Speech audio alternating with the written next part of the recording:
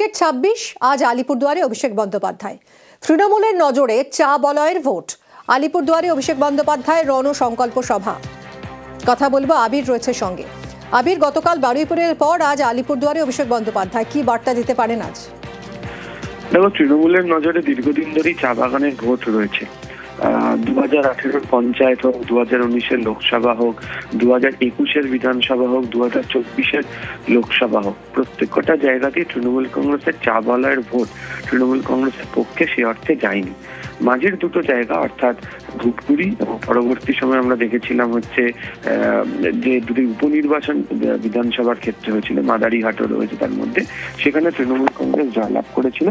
এবং 2024 লোকসভা নির্বাচনে চা বাগানের মধ্যে থাকা একাধিক বুথ রয়েছে যেখানে তৃণমূল কংগ্রেস তাদের ভোট শতাংশের পরিমাণ বৃদ্ধি করেছিল, তো আসন সংখ্যা তারা হেরে গিয়েছিল। এই অবস্থায় দাঁড়িয়ে আজকে অভিষেক বন্দ্যোপাধ্যায়ের যে সভা, সেই সভার যে আয়োজন করা হয়েছে সেখানে সরাসরি তিনি চা শ্রমিকদের সাথে কথা বলবেন। আলিপুরদুয়ারের মাঝের ডাবরি চা বাগানের কাছের যে ফুটবল মাঠ, সেখানে সভা মঞ্চের যে আয়োজন করা হয়েছে সেটা খানিকটা নবজোয়ার যাত্রাতে তিনি যখন সভা করতেন যে ধরনের মঞ্চে, সে ধরনের আচরণ।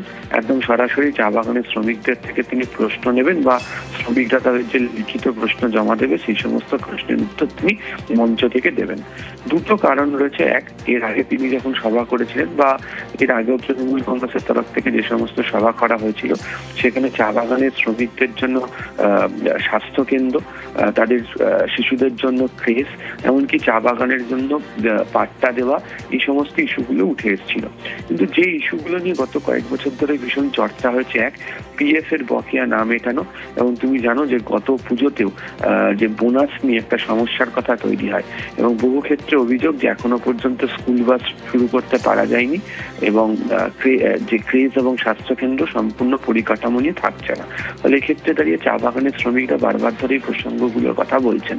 আজকে তিনি যখন সভা করতে চলেছেন সেই সভাতে এই কথাগুলো শুনে তার যেমন চটজলদি জবাব যেমন দেবেন, পাশাপাশি চা বাগান নিয়ে কেন্দ্রের যে অবস্থান, যে সেখানে পিএফ মেটানো হচ্ছে না, বন্ধ বাগান খোলা হচ্ছে না, তা নিয়েও কি রাজ্য সরকার কাজ করেছে এবং শাসক দল কিভাবে তাদের পাশে থেকেছে সেই সংক্রান্ত বার্তা পুনরায় তাদের হাতে তুলে দেওয়া হবে। সদ্য আমরা দেখেছিলাম যে একটা ভয়ঙ্কর প্রাকৃতিক দুর্যোগের মধ্যে দিয়ে ডুয়ার্সের একটা বড় অংশ গিয়েছিল এবং যে সমস্ত বিধানসভা কেন্দ্রগুলো গিয়েছিল তার মধ্যে একাধিক চা বাগানও রয়েছে। সেখানে রাজ্য সরকার যেভাবে কাজ করেছে সেই বার্তাও মানুষের কাছে তারা পৌঁছে দিতে চান। ফলে গতকাল তুমি যে প্রসঙ্গের কথা বললে, যে বারুইপুরের সভাতে র্যাম্পের প্রসঙ্গের কথা, এবং আজকে একেবারে সভা করতে গিয়ে সরাসরি চা শ্রমিকদের সঙ্গে কথা বলে রাজনৈতিকভাবে গোটা পরিস্থিতির মোকাবিলা করার চেষ্টা অভিষেক বন্দ্যোপাধ্যায় করবেন। ধন্যবাদ আবির। আজ আলিপুরদুয়ারে অভিষেকের রণসংকল্প সভা রয়েছে মাঝের ডাবরিতে, আর গতকাল বারুইপুরেও সুর চড়িয়েছেন অভিষেক বন্দ্যোপাধ্যায়।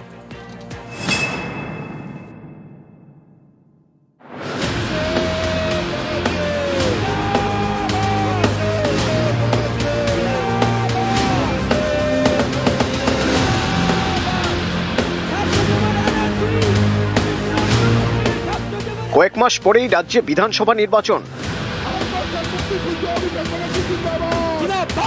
বছরের শুরুতেই যুদ্ধের দামামা বাজিয়ে দিল তৃণমূল। ময়দানে অভিষেক বন্দ্যোপাধ্যায়।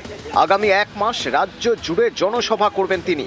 শুরুটা হলো শুক্রবার বারুইপুর থেকে।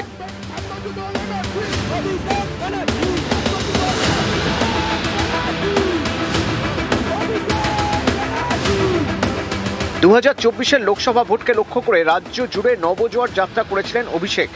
26 বিধানসভা ভোটের আগে তার রণসংকল্প যাত্রা। প্রচারের ময়দানে অভিষেক, তৃণমূলের কর্মসূচিতে ফের র্যাম্প। শেষবারেই র্যাম্প দেখা গিয়েছিল তৃণমূলের ব্রিগেডের সভায়। তৃণমূল নেত্রী মমতা বন্দ্যোপাধ্যায়ের উপস্থিতিতে র্যাম্পে হেঁটেছিলেন দলের লোকসভার প্রার্থীরা।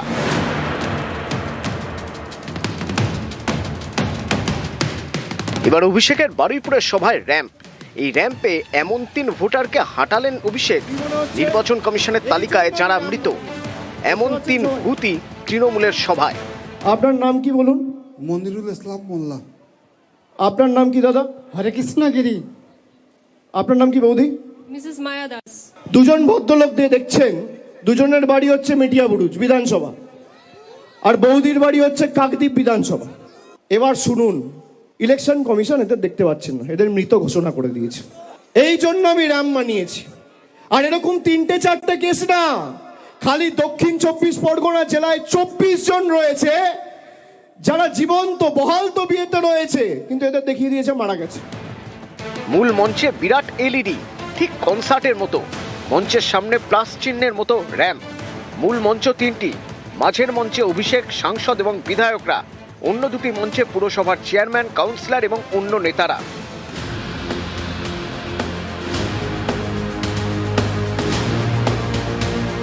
এই বারুইপুর থেকে শুরু, এবার রাজ্য জুড়ে সভা করবেন অভিষেক।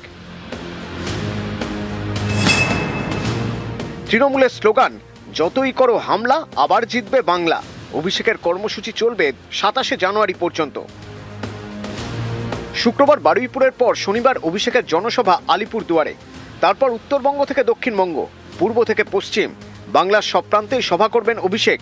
এবারের ভোটে তৃণমূলের বিরুদ্ধে বিজেপির অন্যতম অস্ত্র অনুপ্রবেশকারী সন্দেহেই বাংলাদেশে পাঠিয়ে দেওয়া হয়েছিল বীরভূমের বাসিন্দা সোনালী খাতুনকে।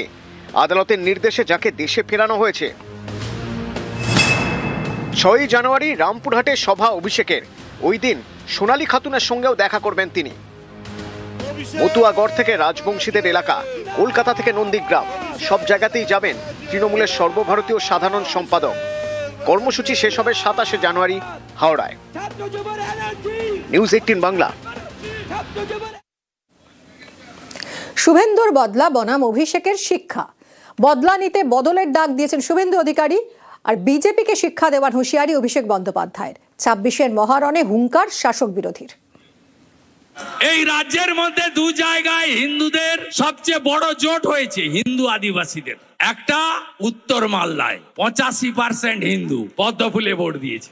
যদি গোটা রাজ্যে উত্তর মালদাকে দেখে সনাতনীরা একটু এগিয়ে আসে না, 200 নয় 220টা সিটে বিজেপি জিতবে। আর একটা জায়গায় একজোট হয়েছিল হিন্দুরা 2021-এ নন্দীগ্রামে, 65% এক হয়েছিল। প্রথমবার আমি 2000 ভোটে জিতেছিলাম।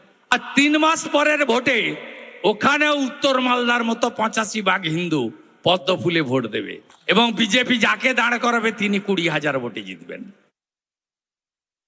তৃণমূল কংগ্রেসের আসন সংখ্যা এবং ভোট শতাংশ 2021-এর নিরিখে 26-এ বাড়বে।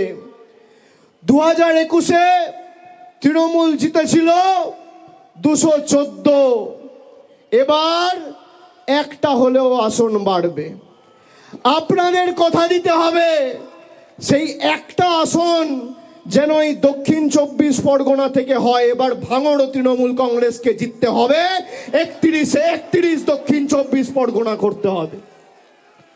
তার জন্য আমাদের যত পরিশ্রম করার করতে হবে, মানুষকে সাথে নিয়ে সংঘবদ্ধভাবে লড়তে হবে।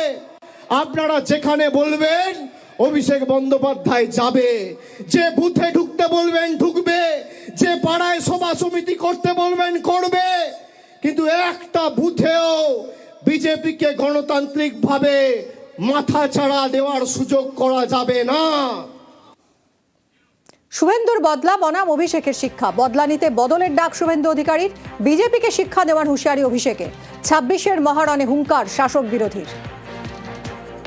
আমাদের রাজ্যের জনপ্রিয় আদিবাসী মুখ খগেন মুর্মু মহোদয় রক্ত দেখেছিলেন নাগরাকাটাতে। কি করতে গেছিলেন খগেনদা? রিলিফ দিতে, ভোট চাইতে না।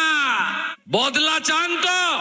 বদলা যদি চান বদল আনতে হবে, হ্যাঁ কি না বলুন। 2026-এর নির্বাচন এদেরকে শুধু পরাজিত করার নির্বাচন নয়, এদেরকে শিক্ষা দেওয়ার নির্বাচন। একটা হয় নির্বাচিত করার জন্য নির্বাচন, আর একটা হয় শিক্ষা দেওয়ার নির্বাচন। দক্ষিণ 24 পরগনা জেলার কোনো আসনে তৃণমূলের জয়ের ব্যবধান যেন 50,000-এর নিচে না হয়, আপনাদের সুনিশ্চিত করতে হবে। সে ডায়মন্ড হারবার হোক, মথুরাপুর হোক, জয়নগর হোক আর যাদবপুর হোক, বারুইপুর হোক বা সোনারপুর হোক, কুলতলি হোক বা সাগর হোক, রায়দিঘি হোক বা পাথর প্রতিমা হোক, সর্বত্র জোড়া ফুলকে এমন ভাবে শক্তিশালী করতে হবে